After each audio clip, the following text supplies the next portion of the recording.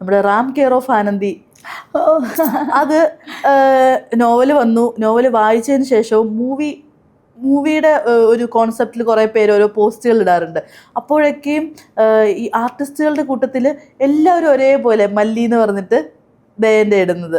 അതെങ്ങനെയാ ഒരു ആളുകളിലേക്ക് എങ്ങനെയായിരിക്കും ദയൻ്റെ ഫേസ് മല്ലിക്ക് വന്നത്? എനിക്കറിയത്തില്ല. എനിക്ക് റാം കെയർ ഓഫ് ആനന്ദി വായിച്ചിട്ട് ആളുകൾ മെസ്സേജ് അയക്കാൻ തുടങ്ങി.